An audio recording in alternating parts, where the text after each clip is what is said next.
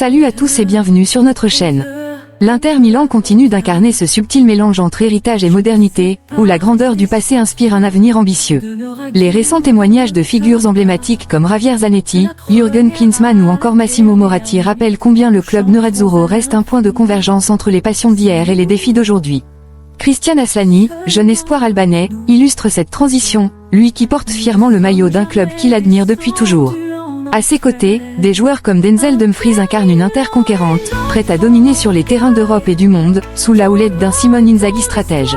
Dans cette quête de gloire, les anciens comme Klinsmann et Zanetti rappellent que l'Inter a non seulement les moyens de briller en Serie A, mais aussi d'écrire une nouvelle page de son histoire sur la scène internationale, notamment avec la Coupe du Monde des clubs. Enfin, Massimo Moratti, témoin et acteur de l'évolution du football, souligne l'internationalisation inévitable des clubs italiens. Pourtant, malgré les changements, une constante demeure, la passion indéfectible des supporters, qui vibrent au rythme des exploits passés et rêvent d'une nouvelle étoile. Bienvenue dans l'univers nerazzurro. Christian Aslani, porter le maillot de l'Inter, une fierté et une responsabilité. À l'occasion du match Inter-Empoli, Christian Aslani s'était confié dans le match des programmes. Arrivé à Milan en 2022, le milieu de terrain albanais revient sur son évolution, ses défis et ses ambitions avec l'Inter. Une progression constante.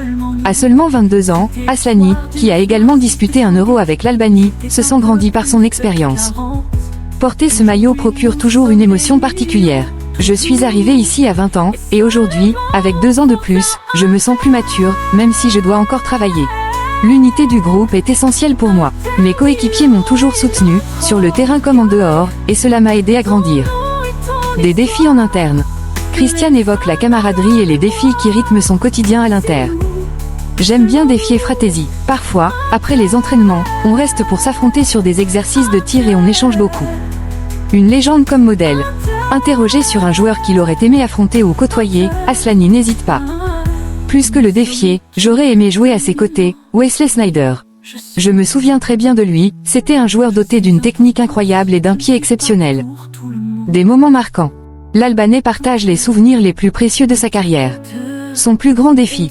Venir ici à l'Inter a été un vrai défi, mais avec beaucoup de travail, j'ai pu obtenir des satisfactions, comme l'Euro avec l'Albanie, qui a été une expérience vraiment émouvante. Son premier but. Marquer mon premier but avec l'Inter à San Siro, contre le Genoa, a été le moment le plus beau de ma carrière. Je l'avais attendu et espéré pendant longtemps, et après 1 an et demi, il est enfin arrivé. La deuxième étoile. C'est un moment inoubliable pour moi et pour toute l'équipe. Remporter un scudetto à mon âge avec le club que j'ai toujours soutenu a été une immense émotion. D'Empoli à l'Inter, un tournant décisif.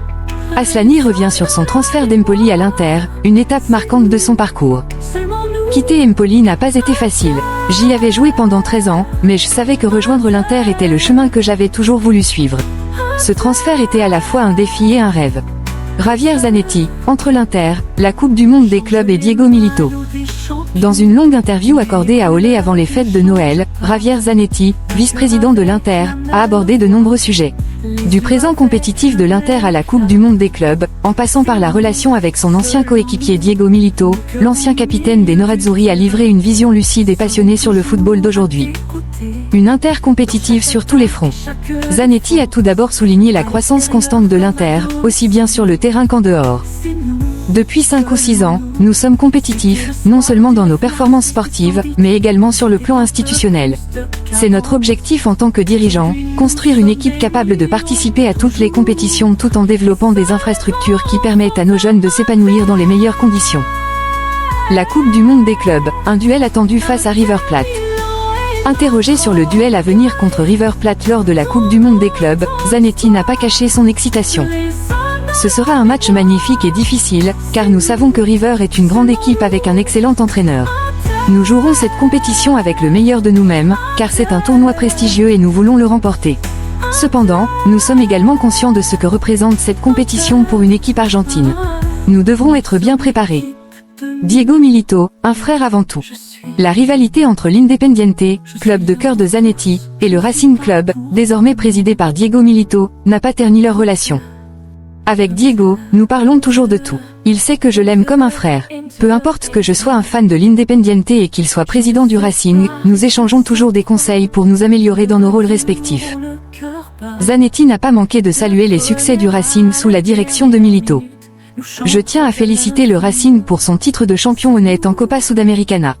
Gustavo Costas a fait un excellent travail, qui s'est reflété sur le terrain mais aussi en dehors, avec un groupe très compétitif.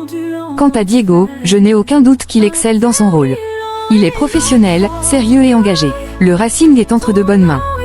Les différences entre le football européen et argentin. Enfin, Zanetti a évoqué les particularités des joueurs argentins et leur capacité d'adaptation, un atout majeur selon lui. Le joueur argentin est apprécié partout dans le monde grâce à sa capacité à s'adapter à toutes les situations. C'est une grande force. J'ai moi-même vécu cette expérience en arrivant à l'Inter très jeune. Les cultures sont différentes, mais le football argentin reste toujours compétitif. Massimo Moratti. Le football évolue, les clubs italiens s'internationalisent. Dans une interview accordée à la Repubblica, l'ancien président de l'Inter, Massimo Moratti, revient sur l'évolution du football italien et la tendance croissante au rachat des clubs par des propriétaires étrangers. Premier à avoir franchi ce cap en cédant l'Inter à Eric Thohir, puis à la famille Jang, Moratti partage ses réflexions sur cette transformation profonde du paysage footballistique.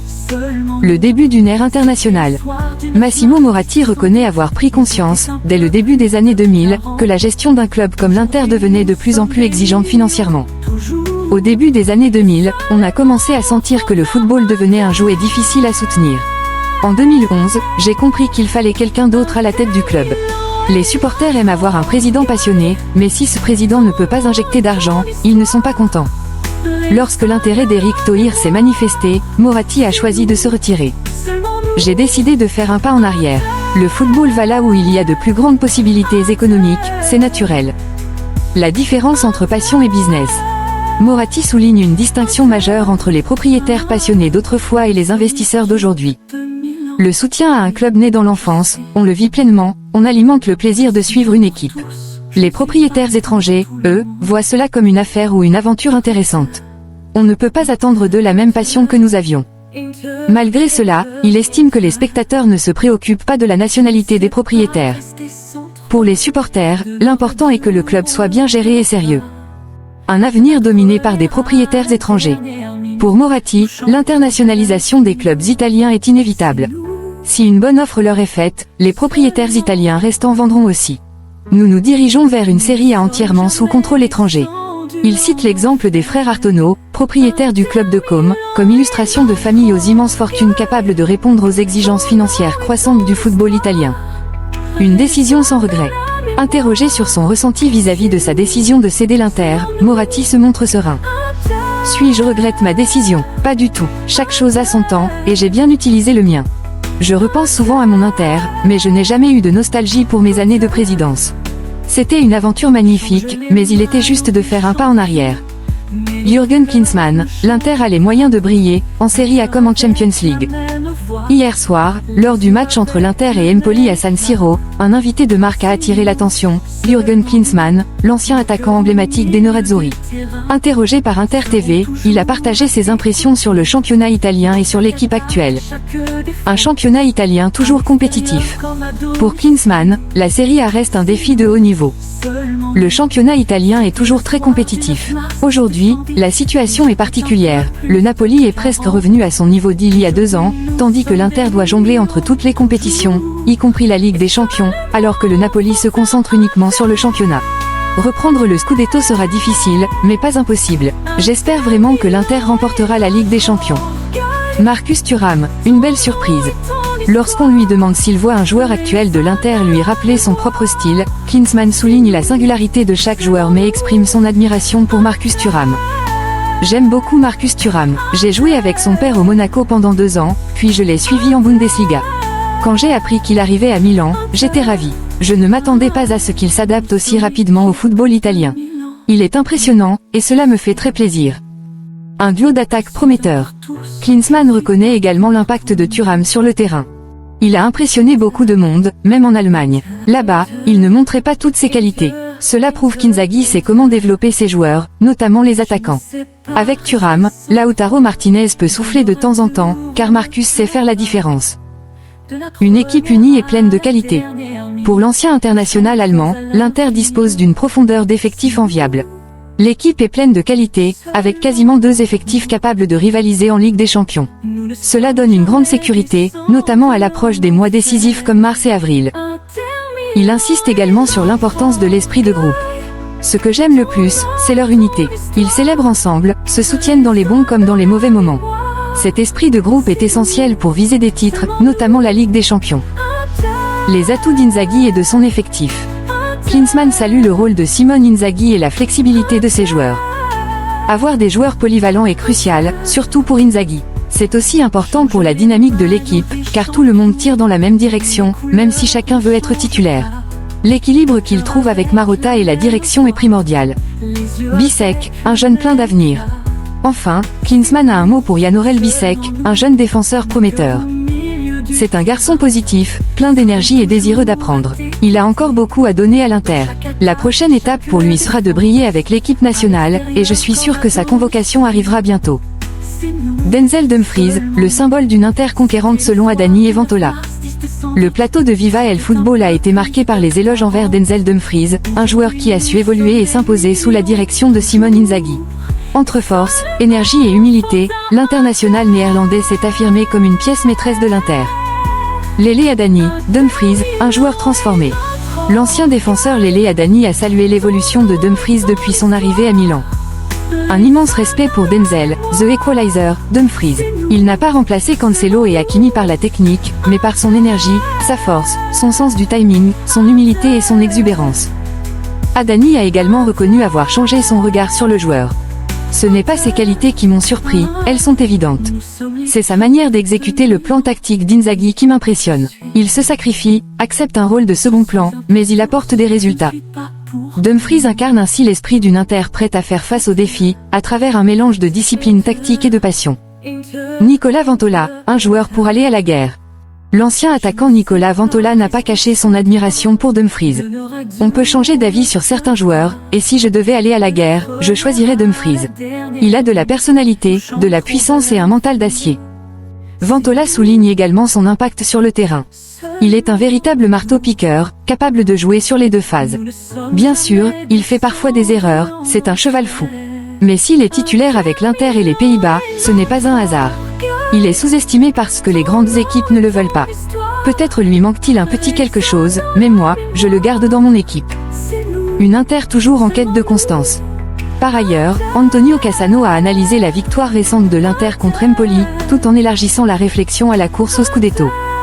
Hier, l'Inter a largement mérité sa victoire, mais elle a pris un but avec le match en main et aurait pu se compliquer la vie. Pour Fantantonio, l'équipe semble moins solide que l'an dernier, malgré une supériorité évidente par rapport à ses rivaux.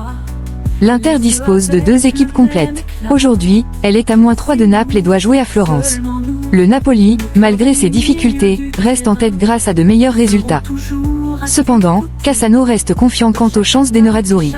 Cette saison me rappelle la première d'Inzaghi, lorsqu'il a perdu face à Milan. Mais je pense que l'Inter finira par remporter le Scudetto, même si dans le football, tout peut arriver. Merci d'avoir suivi cette vidéo. À très bientôt, et Forza Inter. Aujourd'hui nous sommes des milliers.